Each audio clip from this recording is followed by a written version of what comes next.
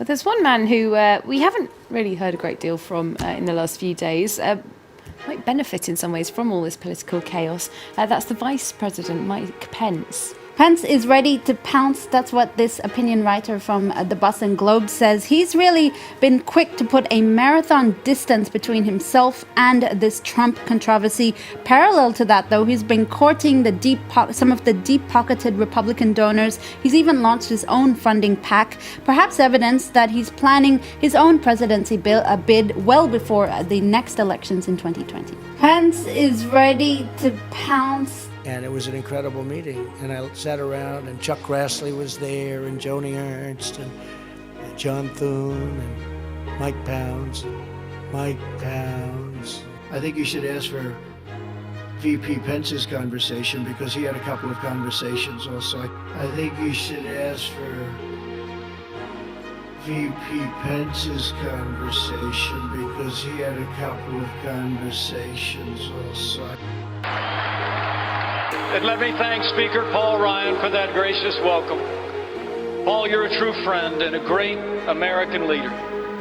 But Paul knows me well, and he knows the introduction I prefer is just a little bit shorter.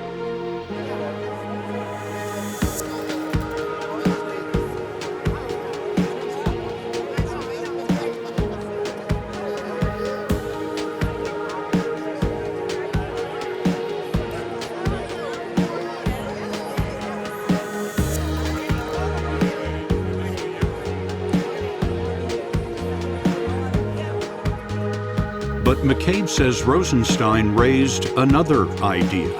The 25th Amendment to the Constitution allows the Vice President and a majority of the cabinet to remove the President. Allows the Vice President and a majority of the cabinet to remove the President.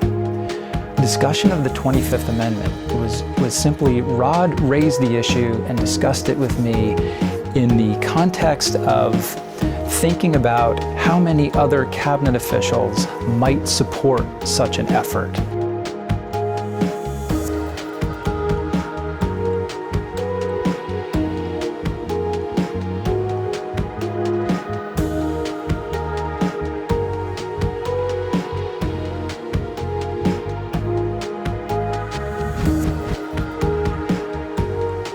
More with the Vice President a little later, including rumors that he might be replaced on the 2020 ticket. He tells me what he says President Trump told him about it.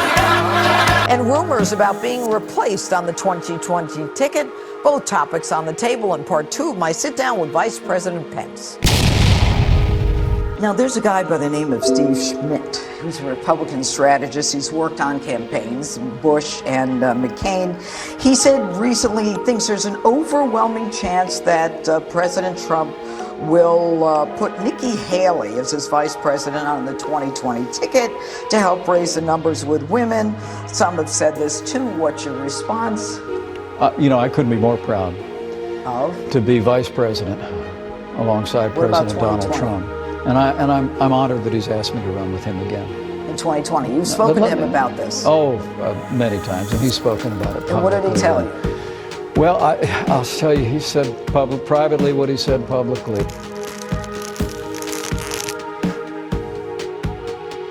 And I'm humbled by that. What did he say? I mean, you're talking, I'm a small town guy from southern Indiana. I'm a small town girl. Janine, my whole ambition in life was to be the congressman from my hometown. And I got elected to Congress in the year 2000, and I never imagined I'd be able to be governor of my home state, and to be able to be here at the White House, to be serving as vice president, and to be asked to run again with this president, to continue to advance the agenda that we've been able to advance for this country. So you're confident you're going to be on that 2020 ticket based upon what the president has told you? Well, I'm not only confident of that.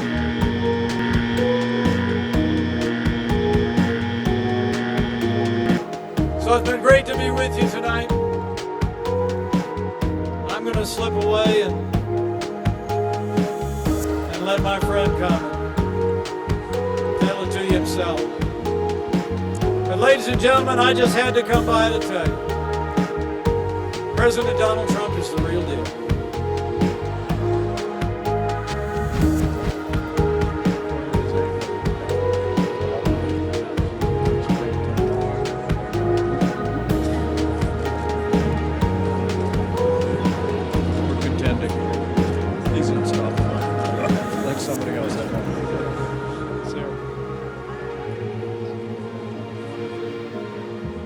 Okay.